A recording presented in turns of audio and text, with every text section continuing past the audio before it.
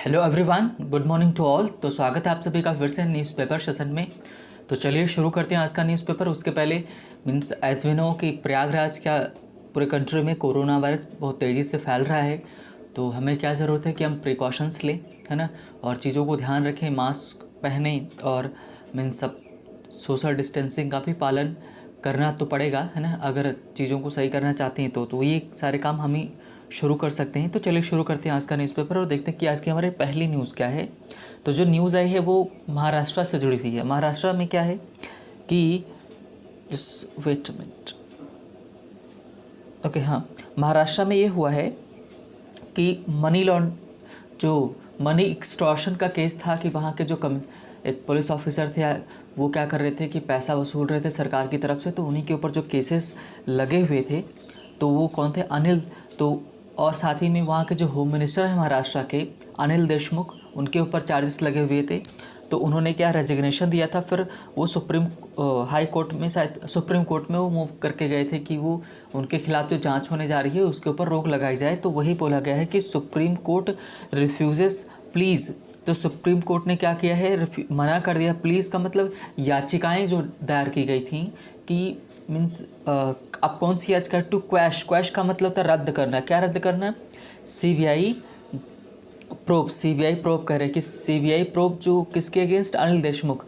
तो Supreme Court refuses please to quash CBI probe against Anil Deshmukh. Anil Deshmukh के खिलाफ जो सीबीआई जांच लगी थी उसको रद्द करने से मना कर दिया है किसने? सुप्रीम कोर्ट ने।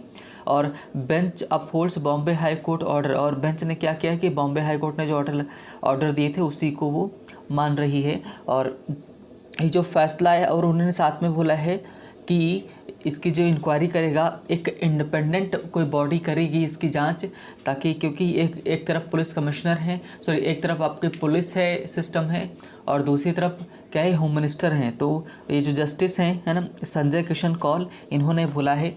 नेक्स्ट अगर न्यूज़ देखें तो नेक्स्ट मीन्स कोरोना वायरस से जुड़ी हुई है। तो हमारे प्रधानमंत्री जी ने क्या बोला है कि कल ही उन्होंने बोला है चीज़ों को लेकर के मीटिंग भी हुई थी किसकी? लगभग सारे जो राज्य थे उनके जो मुख्यमंत्री थे उनसे मीटिंग हुई। तो उसमें उन्होंने क्या बोला है कि अमिट सर्ज का मतलब होता है कि बढ़ना, जो केसेस बढ़ रहे हैं, तो उस बीच में क्या हुआ? पीएम ने जोर दिया ऑन द नीड, किसके ऊपर? टू टेस्ट ट्रैक ट्रीट, है ना, जो 3D है उसके ऊपर उन्होंने जोर दिया। टेस्ट ट्रैक एंड ट्रीट मतलब कि पहले टेस्ट करें, ट्रैक करें और फिर ट्रीट करें, कि इसके ऊपर इन्होंने क्या किया है? मीन्स फोकस किया है। और साथ ही में एक और न्यूज़ आई थी कि अपोजिशन जो अफवाह फैला रहा था कि हमारा जो विपक्ष है वो अफवाह फैला रहा था कि जो वैक्सीन है उनकी शॉर्टेज है, लेकिन ऐसा नहीं है। और कल महाराष्ट्र और मीन्स राजस्थान, इन दोनों को वैक्सीन्स, काफ़ी ज़्यादा वैक्सीन्स दिए गए। लगभग अगर राजस्थान की बात करें तो 1 करोड़ और मीन्स महाराष्ट्र की बात करें तो 17 लाख वैक्सीन्स की डोजेस दी गई हैं। तो ये तो न्यूज़ हो गई। और साथ ही में मीन्स हमारे प्रधानमंत्री जी ने सभी को सजेस्ट किया कि जहाँ पर लॉकडाउन की ज़रूरत है वहाँ पर किया जाए, रिस्ट्रिक्शंस लगाए जाएं। नेक्स्ट अगर न्यूज़ देखें तो जो सुकमा डिस्ट्रिक्ट में जो माइस्ट का अटैक हुआ था, एम्बुश इन्होंने किया था, घात लगाया था, तो उसके चलते हमने कई सारे जवान, लगभग 22 जवान अपने खोए और एक मिसिंग थे। तो जो मिसिंग थे, तो mist release CRPF commando after 5 days. जो सीआरपीएफ कमांडो जो मिसिंग था उसको उन्होंने एब्डक्ट कर लिया था, अपहरण कर लिया था उनका। और साथ ही में बताया कि वो जब अनकॉन्शियस थे तभी उन्होंने उसको उठाया था। नाम उनका क्या था? उनका नाम है, जवान जो नाम थे उनका राकेश्वर सिंह मिन्हस उनका नाम है ना। और वो हैं कहाँ से? Commando battalion for resolute action, है ना, वो सीआरपीएफ के means commando battalion of resolute action के थे। और इनको किसके लिए ट्रेंड किया गया था? लेफ्ट विंग एक्सट्रीमिज़म के लिए, है ना। और ये वहाँ के एक्टिविस्ट हैं, उनकी मदद से इनको रिलीज़ कराया गया है। तो मीन्स एक 5 दिनों के बाद रिलीज़ हुए। नेक्स्ट अगर न्यूज़ देखें तो Delhi report 7,437 fresh cases, 24 deaths, मतलब कि 7,437 नई केसेस देखने को मिले और 24 डेथ्स हुई हैं कहाँ? दिल्ली में। नेक्स्ट न्यूज़ हमारी जो है ASI will survey mosque orders court, है ना। ये कहाँ का है? मीन्स जो बाबा यहाँ के हमारे हैं, जो काशी विश्वनाथ मंदिर है उसके बगल में एक मॉस्क है। मॉस्क का जो मस्जिद है उसकी जांच करेगा, क्योंकि कई सारे इश्यूज़ यहाँ पर आ रहे हैं। तो उन्होंने क्या बोला गया है कि जो ये जांच करेगा, कौन करेगा? आर्कियोलॉजिकल सर्वे ऑफ इंडिया, जो ASI archaeological survey of India है, उसके लोग जांच करेंगे, पता लगाएंगे कि ये तोड़ करके बनाई गई थी या फिर इसके साथ कोई छेड़छाड़ हुआ था या मंदिर में कोई दिक्कत हुई थी। इन सब को लेकर के, है ना, कि चीज़ों को लेकर के जांच की जाएगी। मीन्स ये मुद्दा उठाया गया। नेक्स्ट अगर देखें न्यूज़ हमारी, तो लगभग हमने कवर ही कर लिया है ना। तो चलिए अब चलते हैं हम अपने मीन्स एक और थोड़ी सी छोटी सी न्यूज़ है जो Supreme Court refuses to order release of Rohingya. Supreme Court ने मना कर दिया है कि जो ऑर्डर थे जिसमें ये बोला गया था कि रोहिंग्या को रिलीज़ किया जाए, जम्मू कश्मीर वाला इशू है ये, तो वहाँ पर ये बोला गया है ना। तो मीन्स ये सारे इश्यूज़ थे जो हमने आज डिस्कस किए। नेक्स्ट चलते हैं हम अपने एडिटोरियल की तरफ और देखेंगे कि आज का हमारा एडिटोरियल क्या रहेगा। तो जो आज का एडिटोरियल हमारा है वो जो जॉन केरी हैं, ये कहाँ के यूनाइटेड स्टेट्स के एक मीन्स इन्वॉय हैं, है ना, स्पेशल दूत बनकर आए थे इंडिया में, है ना। तो उनके ये बाइडेन के एडमिनिस्ट्रेशन के काफ़ी इम्पोर्टेंट पर्सन मीन्स बोल सकते हैं कि ऑफिशियल बोला जा सकता है इनको, है ना। तो वो आए थे, तो क्लाइमेट चेंज के ऊपर चर्चा हुई थी, तो उसी को हम आज डिस्कस करने वाले हैं और देखेंगे कि क्या चीज़ें रहीं, क्या डिस्कस किया गया। तो आज का जो हमारा टॉपिक है किसके ऊपर बेस्ड है, क्लाइमेट चेंज को लेकर के काफ़ी इंपॉर्टेंट है ना। तो मीन्स कई पर्सपेक्टिव से चलिए शुरू करते हैं आज का न्यूज़ एडिटोरियल और देखते हैं हेडलाइन हमारी क्या है। तो बोला गया कि बियॉन्ड जीरो सम, है ना। तो जीरो सम एक थियरी होती है, एक तरह से एक गेम भी होता है। तो जीरो सम क्या होता है कि आपने जितना एक अर्न किया वहीं दूसरी तरफ क्या कर दिया, खो दिया, तो वो जीरो सम थियरी हो जाता है। मान लो आपने 5 पॉइंट कहीं अर्न किए और साथ ही में मीन्स 5 पॉइंट आपने खो दिए, माइनस में चले गए, तो कितना आएगा, जीरो आएगा, है ना। तो इसको जब सॉल्व करेंगे तो कितना आएगा, मतलब ये दोनों तरफ क्या हो जाएगा, जीरो। मीन्स एक तरह से आपका हो जाएगा कि जीरो हम इसको कर सकते हैं, ये मेरे कहने का मतलब है ना। तो जीरो सम थियरी का मतलब जितना आपने अर्न किया वहीं दूसरी तरफ खो गया, या पहले से नुकसान में था, है ना, और आपने उसको बराबर कर दिया, तो उसको जीरो सम थियरी बोला जाता है ना। सिंपल वर्ड्स में बोले तो ना फ़ायदा ना नुकसान।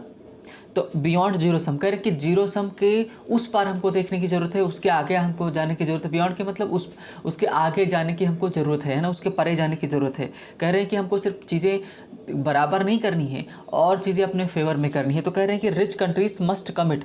तो यहाँ पर कमिट का जो मतलब है, यहाँ पर गिव देने से मतलब है। तो कह रहे जो रिच कंट्रीज है मस्ट गिव, वो ज़रूर दें टेक्नोलॉजी एंड फंड्स मतलब फंड्स का मतलब यहाँ पर क्या है, पैसा। कि जो रिच कंट्रीज़ हैं वो दें टेक्नोलॉजी दें और फंड्स दें किसको, to move to net zero carbon emission. Carbon emission क्या होता है कि जो कार्बन का उत्सर्जन है, जैसे फैक्ट्रीज़ वगैरह चलती हैं, सब चलता है, इनसे क्या होता है, कार्बन का उत्सर्जन होता है, जो कि बहुत ज़्यादा नुकसानदायक है किसके, हमारे वातावरण के लिए। तो कह रहे हैं कि जो रिच कंट्रीज़ हैं वो टेक्नोलॉजी और पैसा दे जिससे हम मूव कर सकें कहाँ से, नेट जीरो कार्बन एमिशन से, या हम उस टारगेट को अचीव कर सकें। तो चलिए शुरू करते हैं। तो बोला गया the visit of the US special presidential convoy for climate, मतलब कि अब आगे उन्होंने बोला जॉन कैरी जॉन कैरी इसको लीड कर रहे थे। तो कह रहे हैं कि द विजिट का मतलब वो यहाँ आए, US special presidential convoy. Presidential क्यों बोला इन्होंने, इसलिए बोला क्योंकि वो जो बाइडेन के मीन्स कहने पर ये सारी चीज़ें हुई थी, तो उन्हीं का मानना था। तो उनके कहने पर क्लाइमेट चेंज जलवायु परिवर्तन के एक दूत बनकर इंडिया आए। कौन, John Kerry. Ahead of leaders meeting convene by President Joe Biden later this month on the climate change किसके पहले आ गए हैं ये, है ना। मीन्स इस मंथ के आखिर में मीटिंग होने वाली है किसकी, क्लाइमेट चेंज को लेकर के, उसके ही पहले आए हैं, है ना। हैज़ प्रमोटेड, अब ये जो यहाँ से हैज़ प्रमोटेड, अब अगर देखो आप यहाँ पर सेंटेंस को देखो फॉर्मेशन, तो द विजिट, है ना, इतना, और यहाँ से आप हैज़ स्टार्ट कर सकते हैं। The visit has promoted a review of India's long term policy course. तो विजिट ने, है ना, विजिट उन्होंने बताया, किसकी विजिट बताया कि स्पेशल कॉन्वॉय था किसका, प्रेसिडेंट का। कौन आया था, जॉन कैरी आए थे। कब आए थे, मीन्स उन्होंने बोला कि जो बाइडेन इस मंथ के आखिरी में होने वाला जो मीटिंग है उसके पहले आई, है ना। और ये क्या किया, हैज़ प्रमोटेड, इसने प्रमोट किया है, मीन्स इनकरेज किया है, रिव्यू किसकी, रिव्यू का मतलब है कि एक तरह पुनर्विचार किसके ऊपर, of India's long term policy course का मतलब रास्ता, की इंडिया का जो लंबे समय में जो नीतियां हैं मीन्स लेकर के उनका आगे का पाथ क्या रहेगा, रास्ता क्या रहेगा, उसके ऊपर ये सारी चीज़ें की गई है ना, इनको देखा जा सकता है।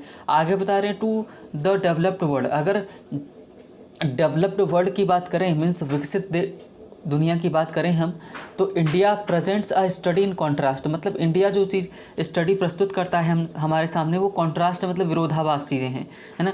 क्यों? विद कार्बन डाइऑक्साइड एमिशंस, मतलब अगर जो कार्बन डाइऑक्साइड है उसका जो उत्सर्जन है, एमिशन का मतलब उत्सर्जन है, that rank in top 5 globally, मतलब कि इंडिया टॉप 5 ग्लोबली में आता है। वैश्विक स्तर पर अगर देखें जो कंट्रीज़ सबसे ज़्यादा कार्बन का उत्सर्जन करते हैं उसमें चाइना नंबर 1 पर है, फिर यूएस है, फिर इंडिया है, फिर उसके बाद मुझे लगता है कि 5th पर तो आपका जापान है, उसके पहले यूनाइटेड किंगडम है शायद, क्या है ना। हाँ, तो 5 ये टॉप 5 कंट्रीज़ हैं जो क्या करते हैं कि कार्बन का उत्सर्जन करते हैं। तो ये कह रहे हैं कि ये सब बाकी जितने भी नाम मैंने लिए हैं लगभग आपके डेवलप्ड कंट्रीज़ में आते हैं। चाइना भी आप उसी तरह डेवलप्ड की तरफ ही जा रहा है, तो ये कॉन्ट्रास्ट हो जा रहा है। क्योंकि अगर आप देखो जापान वो भी डेवलप्ड है, यूएस वो भी डेवलप्ड है ना, तो इंडिया डेवलप्ड नहीं, फिर भी ये कार्बन उत्सर्जन यहाँ पर बहुत ज़्यादा हो रहा है ना। और कार्बन उत्सर्जन को रोकने का सीधा मतलब है कि आपको अपनी फैक्ट्रीज़ अपने डेवलपमेंट पर रोक लगानी पड़ेगी। तो ये सारी चीज़ें हैं, तो ये कॉन्ट्रास्ट हो रहा है, विरोधाभास हो जा रहा है। While millions of citizens remain mired in means energy poverty and under development. कह रहे कि इंडिया टॉप 5 में उत्सर्जन में तो आ रहा है, लेकिन इंडिया अभी भी क्या है कि इंडिया के जो मिलियंस ऑफ सिटीजन है वो किस में फंसे हुए, मायर्ड का मतलब फंसे होना किस में, एनर्जी पॉवर्टी में, मतलब कि एनर्जी यहाँ पर एनर्जी की कमी है, और अंडर डेवलपमेंट है, मतलब कि विकासशील वाली अवस्था में है, हमारा विकास अच्छी तरह से नहीं हो पाया है, उस स्थिति में है हम लोग। कह रहे आयरॉनिकली का मतलब होता है कि अगर देखें व्यंग कितना है, एक तरफ कि कह रहे हैं कि कार्बन उत्सर्जन ज़्यादा हो रहा है और दूसरी तरफ हमारे पास कुछ है भी नहीं, है ना। लेकिन अगर आप जहाँ पर देखेंगे डेवलप्ड कंट्रीज से वहाँ पर कार्बन उत्सर्जन हो रहा है, तो वो डेवलप्ड कंट्रीज़ में आते हैं, उनके पास चीज़ें वैसी हैं, लेकिन इंडिया के पास चीज़ें भी वैसी नहीं और कार्बन उत्सर्जन भी हो रहा है ना। तो बहुत ज़्यादा नुकसान इंडिया का है। Correct. Ironically, many smaller countries including islands nations hit by intense storms, है ना, कि जो वो intense storms का मतलब तूफानों के द्वारा हिट किए गए। लॉस्ट फार्म प्रोडक्टिविटी, मतलब जो खेती करने वाली चीज़ें प्रोडक्टिविटी उसकी क्षमता है उसको खो दिया। ड्राउट्स, सूखा आ रहा है। हीट वेव्स, है ना, हीट वेव लू चल रही है। Linked to climate changing climate, मतलब ये सब किससे जुड़े हुए हैं, बदलते हुए जलवायु परिवर्तन से, उससे जुड़े हुए हैं। आगे बोले इंडिया कॉन्ट्रीब्यूट्स, इंडिया जो क्या करता है, कॉन्ट्रीब्यूट्स का मतलब योगदान करता है, प्रेजेंट इंडेफिनिट टेंस है, तो India contributes to the problem with its total annual emission, मतलब कि जो विश्व स्तर पर जो समस्या खड़ी हुई, अगर उसमें इंडिया का योगदान देखें तो ये कार्बन उत्सर्जन को लेकर के मीन्स एनुअल मतलब वार्षिक रूप में जो होता है उसमें जाके योगदान करता है, मतलब कि उसकी वजह से इसका भी रोल है, क्योंकि ये टॉप 5 में कंट्रीज़ में आता है। इट इज़ अनसरप्राइजिंग, मतलब इसमें कोई आश्चर्य वाली बात नहीं है। देयरफॉर, इसलिए द क्लैमर का मतलब क्या होता है कि कोलाहल मचा हुआ है, और जब गुस्सा कोई हो उसी बीच में कोई इंसान क्या कोई जब डिमांड करता है तो उसको क्लैमर बोलते हैं। तो clamour is growing for India to join, मतलब कि डिमांड बढ़ रही है कि इंडिया के लिए कि ज्वाइन करें मैनी अदर बिग इकोनॉमीज़ की, बड़े इकोनॉमीज़ को के साथ ये ज्वाइन करें, एंड कमिट इटसेल्फ, और अपने आप को, यहाँ पर कमिट का मतलब है प्रतिबद्ध करना, अपने आप को रोके, itself to net zero emissions, कि वो पूरा करे, कमिट मतलब यहाँ पर प्रतिबद्ध करे, अपने आप पूरा करे नेट ज़ीरो एमिशंस का मतलब कि एकदम कार्बन का एमिशन जो फिक्स रखा गया है उतना ही करे, उससे ज़्यादा ना करे। To balance carbon emission with their removal from the atmosphere, और बैलेंस करने के लिए, संतुलित करने के लिए क्या कि एटमॉस्फेयर से जो कार्बन है उसको हटाया जा सके बाय अ स्पेसिफिक डेट, और एक निश्चित डेट तक, है ना, ऐसा नहीं कि जब मन हो तब, नहीं, एक फिक्स डेट रखो, उसके अंत तक आप चीज़ों को हटा दो, ऐसा ये राइटर कह रहा है। आगे देख रहे हैं कि एविडेंटली बता रहे कि साक्षिक तौर पर, है ना, evidently Kerry sought to explore the possibility of raising national ambition, मतलब कि कह रहे हैं कि कैरी ने यही चाह, सी का सेकंड फॉर्म है, सॉट का मतलब चाहा, टू एक्सप्लोर ढूंढना, पॉसिबिलिटी संभावनाएं, किसकी संभावना, रेजिंग खड़ा करने की, क्या, नेशनल एम्बिशन, मतलब कि राष्ट्रीय एम्बिशन, मतलब कि वैश्विक स्तर पर सबको डिमांड कर रहे हैं कि सब लोग क्या करें, चीज़ों को सही करें, with assurance that the US pursuing major green technology initiatives in the post Donald Trump era, है ना। अब केरी ने ये ऐसा बोला कि मीन्स सब देशों को भी इन्होंने सब देशों की भी बात कर रहे हैं। क्यों कर रहे हैं? क्योंकि इन्होंने खुद बोला कि वो परसीव करने का मतलब फॉलो कर रहे हैं क्या, मेजर ग्रीन टेक्नोलॉजी इनिशिएटिव्स पहल कर रहे हैं। इनिशिएटिव्स का मतलब कोई प्रोग्राम चलाना, प्रोग्राम होता है उसके लिए इस्तेमाल किया जाता है इनिशिएटिव्स। मतलब कि कह रहे कि यूएस भी कई सारे ग्रीन टेक्नोलॉजी इनिशिएटिव्स प्रोग्राम चला रहा है। कब? इन पोस्ट डोनाल्ड ट्रंप एरा के, डोनाल्ड ट्रंप के आने के बाद। क्योंकि अगर आप बात करें 2015 में जो दिसंबर महीने में पेरिस समिट हुई थी, तो उसमें जैसे ही पावर में आए कौन? Donald Trump. इन्होंने अपने आप को वहाँ से बाहर कर लिया। बाहर क्यों कर लिया? कि इससे क्या होगा कि वो इंडस्ट्रीज़ वगैरह पर रोक ना लगानी पड़े, कार्बन का उत्सर्जन चलता रहे। तो अब इन्होंने क्या बोला कि इसीलिए उन्होंने बोला कि ट्रंप के बाद जो बाइडेन आए हैं, इन्होंने ग्रीन टेक्नोलॉजी की तरफ फोकस किया है। आप कह रहे हैं वुड सपोर्ट, आप यहाँ से देखो, है ना। अगर आप देखें तो ये आपको मिलेगा सेंटेंस मिस्टर कैरी, है ना, मीन्स यहाँ से, और फिर ये आप इसको वुड सपोर्ट करेंगे सच रोड मैप, इस तरह के रोड मैप को सपोर्ट करेंगे, है ना। His meeting with Prime Minister Narendra Modi has been positive, मतलब कि नरेंद्र मोदी जी के साथ में, है ना, जो मीटिंग है वो कैसी रही है?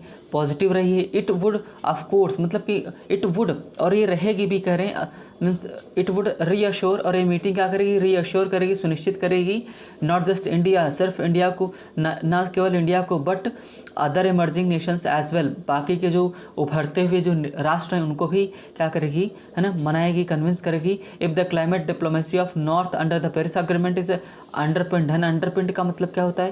कि जुड़े रहना, है ना। कि कह रहे हैं कि जो डिप्लोमेसी है, डिप्लोमेसी का मतलब कि जो संबंध है, अंतर्राष्ट्रीय संबंध है, वो नीतिगत संबंध है, वो, है ना, कहाँ पर? नॉर्थ के पेरिस, किसके अंतर्गत? पेरिस एग्रीमेंट के अंतर्गत इस अंडरपिंड जुड़े हुए हैं। बाय फंडिंग, मतलब पैसा दे करके, और टेक्नोलॉजी के ट्रांसफ़र को लेकर के गारंटीज टू रिड्यूस एमिशंस की, वो रिड्यूस करेंगे क्या? एमिशंस को, है ना। आगे बता रहे हैं कि इन्होंने बताया कि if climate change is the biggest crisis to today, कह रहे कि आज के वर्तमान समय में अगर क्लाइमेट चेंज सबसे बड़ा संकट है हमारे लिए, द सॉल्यूशंस रिक्वायर, की सॉल्यूशन, तो हमको क्या सॉल्यूशंस की ज़रूरत पड़ेगी? US, UK and Europe and others who occupied the bulk of, bulk का मतलब बड़ी मात्रा में, वर्ल्ड्स कार्बन बजट, है ना, कि जो कार्बन बजट अपने पास बहुत ज़्यादा रखते हैं, वो गिव अप करें किसका? फर्दर एमिशन, फर्दर ये क्या है? मीन्स ये आपका फर्दर का मतलब सिचुएशन के लिए दो वर्ड होते हैं। एक होता है फार्दर, फार्दर का मतलब होता है दूर, ये स्थान के लिए आता है, और जो फर्दर होता है ये सिचुएशन के लिए आता है। कारण कि वर्ल्ड कार्बन बजट जो है बड़े बड़े कंट्रीज़ के पास जो है, गिव अप, वो त्याग दें फर्दर एमिशंस, वो फर्दर आगे का जो एमिशंस है उसको एकदम जीरो कर दें, in fair of the developing world and fund the transition, है ना। फंड द ट्रांजिशन मतलब कि फंड को क्या करें? ट्रांजिशन कर देगी। ये कहना ये चाह रहे हैं कि जो डेवलप्ड कंट्रीज़ हैं वो क्या करें? आप वो कार्बन का उत्सर्जन रोक दें, और जो उनको बजट मिलता है, जैसे सभी कंट्रीज़ को क्या मिलता है कि कार्बन एमिशन का बजट अलोकेट होता है, आवंटन होता है। जैसे मान लो कि कोई अमाउंट रख दिया गया कि जैसे मान लो कि आप कार्बन का उत्सर्जन सिर्फ कोई अमाउंट है तो 5 यूनिट आप कर सबको दिया गया, 5 यूनिट सब लोग करेंगे, इससे ज़्यादा कोई नहीं करेगा, है ना। तो कह रहे हैं कि जो डेवलप्ड कंट्रीज़ है ना, वो क्या करें कि जो उनके पास कोटा है वो उसको दे दें दूसरे कंट्रीज़ को, ताकि क्या हो, चीज़ें सही हो सकें। क्योंकि भाई आपने डेवलपमेंट कर लिया है, मतलब भर का बाकी लोग को करने दो, ताकि चीज़ें उनके लिए भी सही हो जाएँ। Even if India does not commit itself to net zero deadline, करके यहाँ तक कि अगर कैसा है सेंटेंस है, कंडीशनल सेंटेंस है, अगर इंडिया कमिट नहीं करता है, एक्सेप्ट नहीं करता है, इटसेल्फ प्रतिबद्ध नहीं करता है खुद को to a net zero deadline की, नेट ज़ीरो का मतलब कि एकदम शून्य कर देना, डेडलाइन का मतलब अंतिम समय तक, है ना, एक समय रेखा, उसको वहाँ तक प्रेफर करेगा टू वेट करने के लिए फॉर पोस्ट पैंडमिक, मतलब पैंडमिक के बाद की डेवलपमेंट पाथवेज, मतलब कि पैंडमिक के बाद की जो सिचुएशन रहेगी उसके लिए वेट करेगा टू बिकम क्लियर, और वहाँ पर क्या हो, क्लियर हो जाए। If can not afford to ignore, it can not afford to ignore, और इंडिया अफोर्ड नहीं कर सकता, वहन नहीं कर सकता, इग्नोर करे कि क्या इसके इम्पैक्ट को, that's is project decision and such as such as deforestation. कहना ये चाहते हैं कि अगर इंडिया भी तुरंत स्टिक नहीं हो सकता तो जैसे ही पैंडमिक ख़त्म होती है उसके बाद ही अपनी चीज़ों को सही कर सकता है ना। And will have on the climate change, और वो अफोर्ड नहीं कर सकता जो प्रभाव पड़ रहा है किसके ऊपर, मीन्स सच एज डिफॉरेस्टेशन के ऊपर प्रभाव पड़ रहा है, विल हैव, और इसका प्रभाव किसके ऊपर, क्लाइमेट चेंज के ऊपर पड़ेगा। At the peak of covid last year, मतलब कि जो कोविड-19 का एकदम पीक था, एकदम क्लाइमेक्स पर था पिछले साल, द सेंटर ने देखा it fit to press ahead with environmental clearances, मतलब कि वो अब फिट बैठ रहा है किसके साथ, कि इन्वायरमेंटल क्लियरेंसेस का साथ। मतलब कि जब ये आया आपका, जैसे ही पैंडमिक आई तो इंडस्ट्रीज़ वगैरह वाली सब बंद हो गई, तो इससे क्या होगा कि चीज़ें काफ़ी सही हो गई थी, है ना। That would have a serious negative impact, जो कि मीन्स क्या रहेगा कि इसको जरा फिर से देखो, the centre saw it fit for press ahead with environmental clearances and that would have a serious negative impact, है ना। कह रहे हैं कि जो उसका नेगेटिव इम्पैक्ट, मतलब किसका है नेगेटिव इम्पैक्ट, कि अगर वो चीज़ों को सही नहीं करता है, मतलब डेडलाइंस वगैरह को फॉलो नहीं करता है, तो उसका काफ़ी ज़्यादा मीन्स बुरा प्रभाव रहेगा अगर चीज़ें इन्वायरमेंटल क्लियरेंसेस को क्लियर नहीं करता है। तो आगे देखें, it extended the deadline for the coal plants, और इसने कि कोल प्लांट्स के लिए डेट को आगे क्या कर दिया, एक्सटेंड कर दिया। एंड अडॉप्ट, इसने स्वीकार किया, क्या अपनाया, कह रहे हैं कि strict pollution control and proposed gross means dilution of norms and assess environmental impact of projects, मतलब कि ये सारे काम उसने किए, फोकस किया कि स्ट्रिक्ट पोल्यूशन कंट्रोल, और किसको प्रस्तावित किया, ग्रॉस मीन्स ग्रॉस प्रोजेक्ट्स, है ना, वेर, हाँ, ग्रॉस मीन्स डिल्यूशन, हाँ, डिल्यूशन ऑफ नॉर्म्स, मतलब जो नियम थे उनको असेस करे, है ना, इन्वायरमेंटल इम्पैक्ट को देखे, प्रोजेक्ट्स वगैरह उनको सबको देखे। Fuel prices at historic highs due to taxation, मतलब कि टैक्स लगाया गया, इस वजह से जो फ्यूल प्राइसेस थे बहुत ज़्यादा बढ़े। पे नो स्पेसिफिक इन्वायरमेंटल डिविडेंड, उसने कोई विशेष खास कोई प्रभाव फ़ायदा हमको नहीं हुआ, इन्वायरमेंटल डिविडेंड नहीं मिला, है ना। And the poorest are worst hit by its inflationary effects, है ना, इन्फ्लेशनरी, है ना, इन्फ्लेशनरी इफेक्ट्स जो होते थे उनसे सबसे ज़्यादा कौन ज़्यादा हिट हुआ, पुअरेस्ट लोग हिट हुए। क्यों? क्योंकि भाई इन्होंने फ्यूल प्राइसेस इसलिए बढ़ाए ताकि लोग कम खरीदेंगे, लेकिन कई लोगों के पास तो मजबूरी है ना, तो खरीदना ही पड़ेगा, तो सबसे ज़्यादा वो हिट हुए। आगे देखें, what India should be doing in the run up का मतलब कह रहे हैं कि मीन्स सेकंड नंबर पर इंडिया क्या करेगा, है ना, टू द रनअप। यहाँ पर क्या है कि जो पाथवे, रनअप का मतलब है पाथवे, जो रास्ता दिखाया गया किसके द्वारा, है ना, यूनाइटेड नेशंस का जो कन्वेंशन ऑन किसके ऊपर, United Nations convention on climate change in Glasgow, है ना, शुड लेटर दिस ईयर, मतलब इस साल के अंत में जो होने वाला है उसके लिए पाथ क्या रहेगा, is to come up with domestic climate plan, और वो किसके साथ आएगा कि उसके खुद के जो डोमेस्टिक प्लान्स हैं उनके साथ आएगा। डोमेस्टिक प्लान्स के मतलब कि उसने क्या अपने देश के अंदर क्या क्या किया है कि चीज़ों को, जो कार्बन का उत्सर्जन है उसको कंट्रोल करने के लिए, है ना, उन सबको आगे आने वाले जो भी ग्लासगो में होगी, है ना, इस साल के अंत में, है ना, वहाँ पर किस प्लान के साथ पहुँचेगा इंडिया, है ना। And it will bring green development in this decades, है ना, अगर हाउ इट, और एक कैसे ग्रीन डेवलपमेंट लेके आएगा, हरित विकास लेके आएगा, मतलब चीज़ें सही रहेंगी, है ना, कैसे लेकर आएगा इस दशक में। Specifying a target by sector for each year, है ना, कैसे स्पेसिफाई करके, है ना, टारगेट को फिक्स करके फिर उसको अचीव करें हर साल हर एक सेक्टर में, आगे करें, है ना। आगे अगर देखें तो बोला इन्होंने, this would align internal policies, और ये अलाइन का मतलब सीधी रेखा में आना, उसके साथ फिट बैठ जाना, अलाइन करेगा इंटरनेशनल पॉलिसीज़ को विद जस्टिफिएबल, न्यायसंगत रूप में, demand that rich countries uphold the principle enshrined in the United Nations framework convention on climate change, है ना। इसको आप चेक कर लीजिएगा एक बार कि ये यूनाइटेड नेशंस का एक प्रोग्राम है जो चलाता है क्लाइमेट चेंज को लेकर के, of common but differentiated responsibilities to build equity, है ना। ये कहना यही चाह रहे हैं कि दिस वुड अलाइन, मतलब और जो ये काम करेगा इससे क्या होगा कि जो उसकी इंटरनल नीतियां हैं विद जस्टिफिएबल डिमांड, है ना, कि न्यायसंगत रूप में जो डिमांड करेंगी that rich countries uphold, rich countries जो बनाए रखें क्या प्रिंसिपल इंस्टाइंड कि जो यूनाइटेड नेशंस का framework convention on climate change है उसमें जो नियम बनाए गए हैं उनसे वो जुड़े रहें। इंस्टाइंड का मतलब जो नियम उसमें जोड़े गए हैं उनसे वो जो नेशंस हैं वो जुड़े रहें, जो रिच कंट्रीज़ हैं वो उसमें जुड़े रहें उस नेशन से, है ना। मतलब मैं इसको फिर से रिपीट कर दे रहा हूँ। कहना ये चाह रहे हैं कि जो यूनाइटेड नेशंस का प्रोग्राम है कौन सा, framework convention on climate change, इसमें जो नियम बनाए गए हैं इनसे जुड़े रहे कौन, जो ये रिच कंट्रीज़ हैं इनकी ये डिमांड करेगा कौन, इंडिया करेगा डिमांड, है ना। एंड ऑफ कॉमन, है ना, but differentiated responsibility to build equity, equality नहीं इक्विटी, मतलब जिसको जितनी ज़रूरत है वो उतना ध्यान रखे, है ना, ये कह रहे हैं। टैक्सिंग लग्जरी एमिशंस, मतलब कह रहे हैं जो लग्जरी एमिशंस हैं कि जैसे कार वगैरह हो गए और एविएशन और स्पेसिफिक ग्रीन डेवलपमेंट, है ना, कि whether it is car, air conditioners, big properties और aviation for specific green development outcomes will send out a convincing message, मतलब अच्छा मैसेज भेजेगा। कह रहे हैं कि जो लग्जरी एमिशंस हैं, मतलब जो कार वगैरह हो गए और एयर कंडीशनर्स हो गए, जो ये क्या करते हैं, जैसे आपकी जो एसी होती है क्लोरोफ्लोरोकार्बन को बहुत ज़्यादा करती है ना, जो कि हमारे एनवायरनमेंट के लिए बहुत ज़्यादा खतरनाक है। तो कह रहे हैं कि जो लग्जरी वाली चीज़ें हैं क्या करेगी, उनके ऊपर टैक्सेशन बहुत ज़्यादा लगाएगी, है ना, उनके ऊपर क्या करेगी, जैसे टैक्स ज़्यादा लगाएगी तो लोग कम खरीदेंगे, तो जब कम खरीदेंगे तो चीज़ें कंट्रोल में हो जाएंगी, तो क्या करेंगे, ये एक पॉजिटिव मैसेज सेंड करेगा, है ना।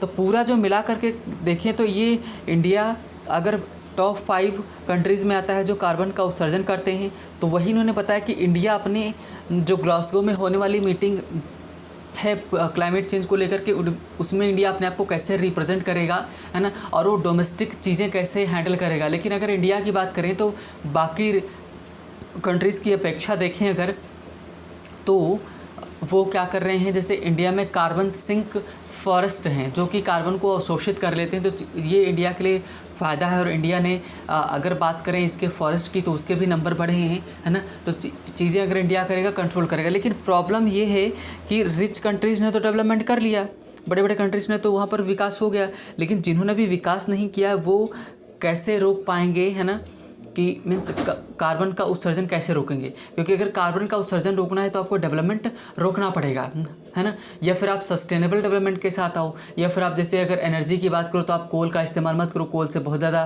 प्रदूषण फैलता है ना, कार्बन बहुत ज़्यादा निकलता है। तो अगर आप किसके साथ आएंगे कि मीन्स अगर आप आना चाहते हैं लाइक सोलर एनर्जी के साथ, तो सोलर एनर्जी जो है बहुत कॉस्टली है, तो वही इन्होंने राइटर ने बोला कि जो रिच कंट्रीज है वो फंड और टेक्नोलॉजी ट्रांसफ़र करें, है ना, तभी चीज़ें सही हो सकती हैं। जैसे अब मान लो कि सोलर एनर्जी है तो सोलर एनर्जी के माध्यम से जो सोलर पैनल होते हैं, जो इंफ्रास्ट्रक्चर है, लॉजिस्टिक्स हैं, वो बड़े कंट्रीज़ हैं जो अंडर डेवलप्ड हैं या डेवलपिंग कंट्रीज़ हैं, उनको ये सारी चीज़ें दें, पैसा दें, जिससे वो क्या कर सके, खरीद सकें उन्हीं से, है ना।